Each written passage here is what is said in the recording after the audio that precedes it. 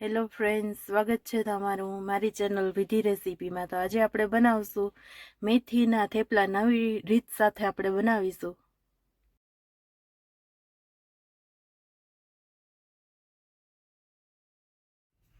ઘઉંનો લોટ લીધો છે મેં સાવ ઝીણો, અને એને આપણે ચાળી લેશું।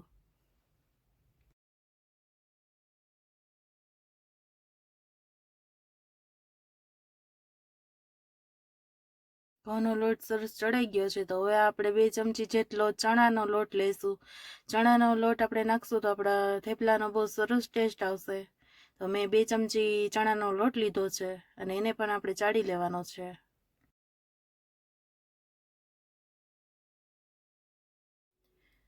મેં તાજી મેથી લીધી છે, અને આપણે એને સાવ ઝીણી સમારી લેવાની છે। તમે જોઈ શકો છો કે આવી રીતે આમ કાતરથી આપણે સમારી લેવાની છે, અને સાવ ઝીણી તમે સમારશો તો બહુ સરસ લાગશે। સ્વાદ પ્રમાણે આપણે મીઠું નાખવાનું છે,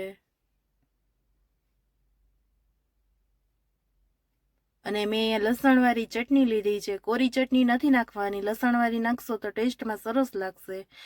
અને ધાણા જીરું પાવડર લીધો છે 1 ચમચી મેં, અને હિંગ લીધી છે અડધી ચમચી, અને 1 ચમચી હળદર લીધી છે। તેલ લીધું છે મોણ માટે મેં।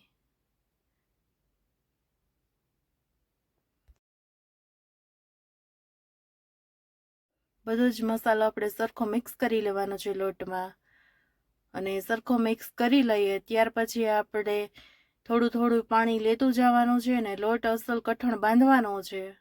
આવી રીતે થોડું થોડું પાણી ઉમેરતું જવાનું છે લોટમાં, અને લોટ આપણે બાંધતું જવાનું છે।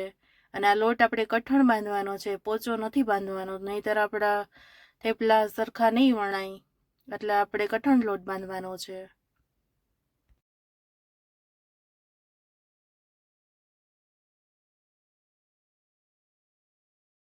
તો લોટ સરસ કઠણ બંધાઈ ગયો છે, અને આપણે એમાં થોડુંક આપણે તેલ નાખીશું એટલે હાથમાં ના ચોટે, અને હવે પાછો આપણે થોડોક મસળી લેવાનો છે એટલે સરસ થઈ જશે।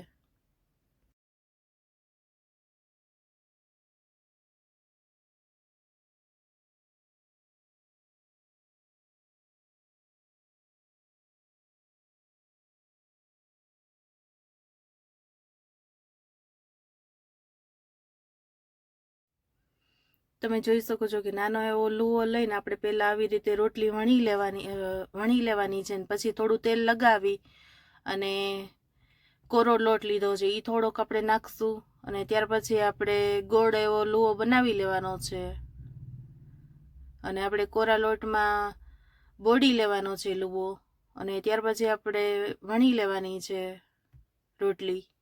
અને આ રોટલી છે પરોઠાની, એ બહુ જાડી પણ નથી વણવાની અને બહુ પતલી પણ નથી વણવાની, મીડિયમ આપણે વણવાની છે। પરોઠા આવી રીતે વણી લેવાના છે। મેં બહુ જાડું પણ નથી પરોઠું વણ્યું અને પતલું પણ નથી વણ્યું, આવી રીતે સરસ વણી લેવાનું છે। અને ત્યાર પછી મેં એક નોનસ્ટિક તવી લીધી છે, એમાં આપણે થોડીક તેલ નાખીશું